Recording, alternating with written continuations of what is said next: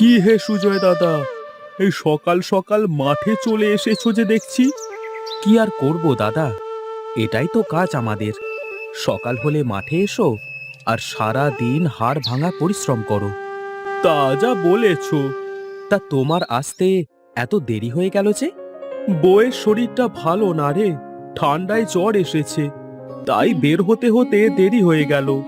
ও আচ্ছা, নাও নাও, অনেক কথা হয়েছে, এখন কাজ শুরু করো, বেলা যে আর কম হলো না।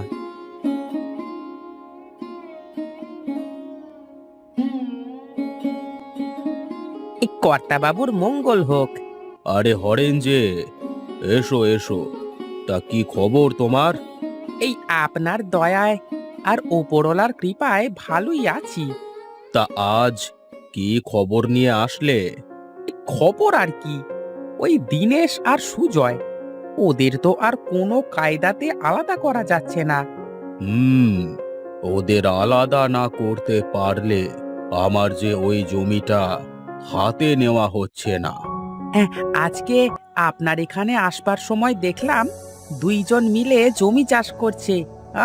সে কি গল্প ওদের! শোন, দুইজনের ক্ষতি করবার তো অনেক চেষ্টা করলাম, কিন্তু কোনো কিছুতেই কিছু করতে পারলাম না। নতুন কিছু ভাবো হরেন, নতুন কিছু ভাবো।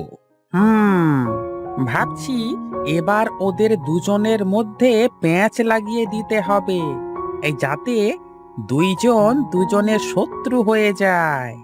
এটা কি করা সম্ভব হবে হরেন? কেন হবে না?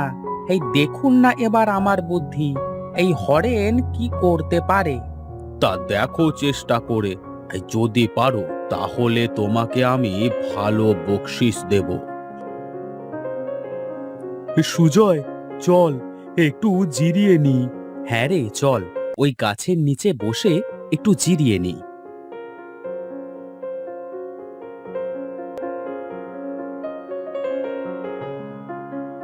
সুজয়, তা এবার জমিতে কি চাষ করবি বলে ভাবছিস? সামনে তো শীত আসছে, তাই ভাবছি শীতকালীন ফসল এবার চাষ করব। বাজারে ফুলকপির চাহিদা তো বেশ ভালোই হয় প্রতি বছরে, এবারও মনে হয় ভালোই হবে। তুই ঠিকই বলেছিস, তাহলে এবার ফুলকপি চাষ করি, কি বলিস? হ্যাঁ ঠিক আছে, চল এখন বাড়িতে ফেরা যাক। ঠিক আছে, চল। তাহলে দুইজনে ফুলকপি চাষ করবে? হ্যাঁ, কর কর, আমি দেখছি তোরা কিভাবে চাষ করিস। পেয়েছি বুদ্ধি, ওদের মধ্যে ভেজাল বাঁধানোর।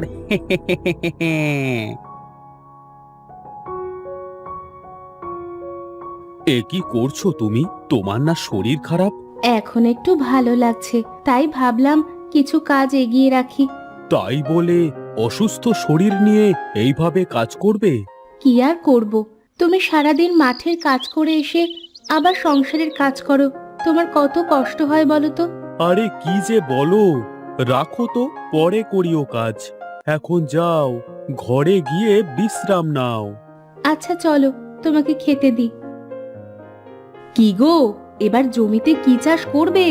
ফুলকপি চাষ করব বউ, ফুলকপি। ফুলকপি? তা তো ভালো কথা, ফুলকপির বেশ ভালো দাম পাওয়া যায় বলো শীতকালে। হ্যাঁ, এই জন্য দিনেশ বলল ফুলকপির কথা, আর আমিও রাজি হয়ে গেলাম। ও, দিনেশ দাদার কথা মনে করে ভালোই করলে। কেন গো, কি হয়েছে? রূপা ভাবি তো অসুস্থ, গ্রামের ডাক্তার বলেছে শহরে নিয়ে যেতে। কই, দিনেশ তো এমন কিছু বলল না, আমাকে বলল জ্বর আর ঠান্ডা লেগেছে। তা তো বলতে জানি না, রূপা ভাবি বলল, তাই আর আমি রূপা ভাবি বলল, তাই আর কি আমি তোমাকে বললাম। দিন দিন দিনেশ কেমন যেন আমার থেকে সবকিছু লোকাচ্ছে। আচ্ছা বাদ দাও এইসব, এখন ভাত খাওয়া শেষ করো তো। দিনেশ, জমির চারাগুলো বেশ ভালো রে। তা একটু আছে। আচ্ছা এক কাজ কর না, আমার চারা কিছু নে আর তোরগুলো কিছু দে। আরে না না, সমস্যা নেই, তুই লাগা। যাক, সব ফুলকপির চারা লাগানো হয়ে গেছে। হ্যাঁ, এখন শুধুমাত্র ভালো করে যত্ন নিতে হবে, তাহলেই হয়ে গেল। ঠিক বলেছিস। আচ্ছা দিনেশ, তুই তাহলে পুকুর থেকে জল এনে চারা গাছগুলোতে দে, আমি বাড়ি থেকে কিছু সার নিয়ে আসি। ঠিক আছে।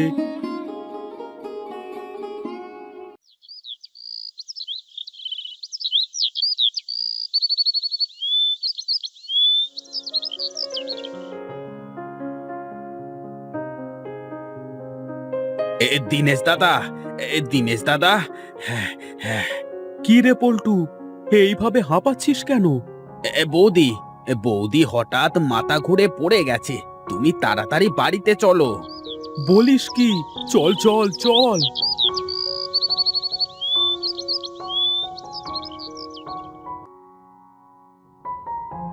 এ কি, দিনেশ ওর জমিতে জল দিয়ে চলে গেছে আর আমার জমিতে একটুও জল দেয়নি? আর কেন দেবে? দিনেশ কি তোর মতো এত বোকা যে নিজে কষ্ট করে অন্যের জমিতে জল দেবে? এসব কি বলছেন হরেন কাকা? আমি ঠিকই বলছি। এই শোন, তুই চলে যাওয়ার পর দিনেশ কি বলছিল জানিস? কি বলছিল কাকা? এই দিনেশ বলছিল আমার খেয়ে দে কাজ নেই যে সুজয়ের জমিতে জল দেব, ওর জমি ও জল দিগা, এই বলে দিনেশ চলে গেল। ও আচ্ছা, এই কথা। ঠিক আছে, আমিও দেখে নেব। কাজ হয়েছে মনে হচ্ছে। এই যাই, আমি এখন এখান থেকে কেটে পড়ি।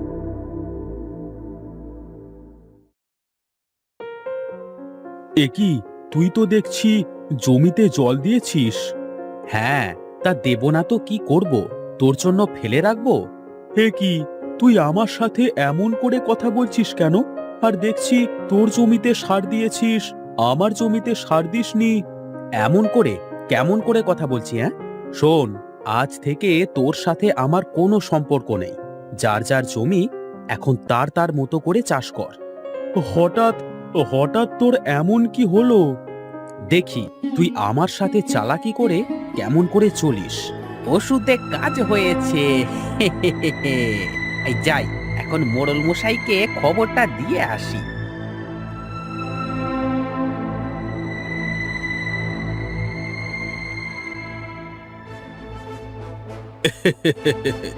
বলো কি হরেন, শেষমেশ তুমি পারলে ওই দুজনের মধ্যে ঝগড়া বাঁধাতে?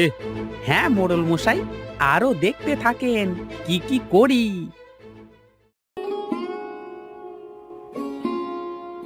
এ কি, আমার ফুলকপিগুলো এত ছোট ছোট হলো আর ওর জমির ফুলকপি এত বড় বড় হলো কি করে? কি হে সুজয়, ফুলকপি কেমন হলো? আর বলো না কাকা, বেশি একটা ভালো হয়নি। আরে বাহ, দিনেশের দেখছি ফুলকপি অনেক সুন্দর হয়েছে। এই দিনেশ তো এবার লালে লাল হয়ে যাবে। হ্যাঁ, তাই তো দেখছি। না না সুজয়, এটা মেনে নেওয়া যায় না। আমার মনে হয় কি দিনেশ চালাকি করে তোকে খারাপ বীজ দিয়েছিল। আমিও সেটাই ভাবছি, না হলে আমার এত খারাপ ফসল হওয়ার কোনো কথাই না। কিছু একটা কর সুজয়, কিছু একটা কর। এই না হলে তোর চোখের সামনে দেখবি দিনেশ বড় লোক হয়ে যাবে। না না, আমাকে কিছু একটা করতেই হবে। সত্যিই তো দিনেশ বড় লোক হয়ে যাবে। কোথায় যাচ্ছ? যাই, মাঠ থেকে একটু ঘুরে আসি, ফুলকপিগুলো দেখে আসি। ওগো, শুনলাম আমাদের ফুলকপি নাকি এবার ভালো হয়েছে। হ্যাঁ গো, ওপরওয়ালার দয়ায় ভালোই হয়েছে। আচ্ছা বউ, তুমি থাকো, আমি যাই কেমন?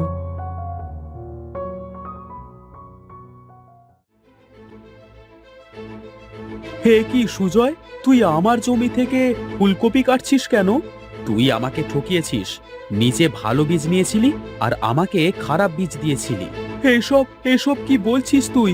দুইজন তো এক জায়গা থেকে বীজ কিনেছিলাম। এখন তোর ফুলকপি খারাপ হলে আমি কি করতে পারি? আর এখনই বের হ বলছি, বের হ। কাজটা তুই ভালো করিসনি দিনেশ, আমি তোকে দেখে নেব। বুঝলাম না, দিন দিন সুজয়ের কি হচ্ছেটা কি?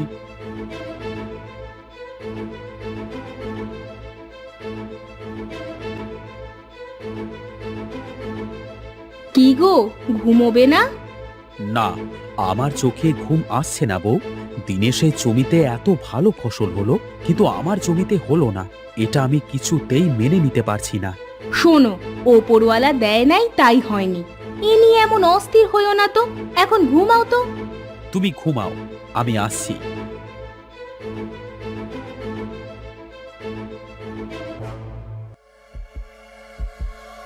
এ কি, হরেন কাকা দিনেশের জমি থেকে ফুলকপি চুরি করছে? এই, হাত চালিয়ে কাজ কর। আমরা সব নিয়ে যাব। নাম হবে সুজয়ের। ও আচ্ছা, এবার বুঝেছি। হরেন কাকা তলে তলে। না না, এখনই আমাকে দিনেশকে খবরটা দিতে হবে।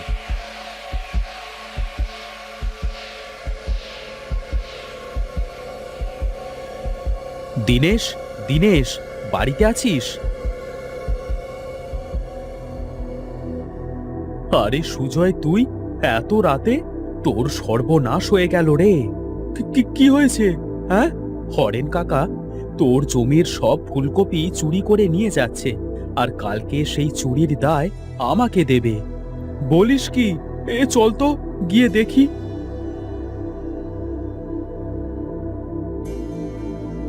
এই কে রে, আমার জমির ফুলকপি কাটে? এই রে, এ পালা পালা, এ দিনেশ চলে এসেছে।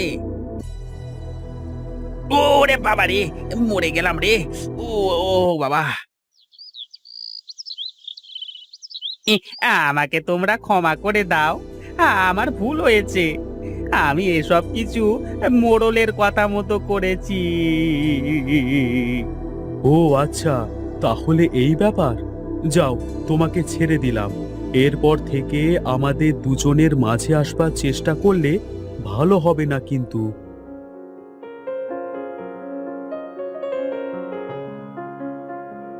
আমাকে আমাকে ক্ষমা করে দিস দিনেশ। আরে, আমরা তো দুই বন্ধু, কিসের ক্ষমা চাচ্ছিস?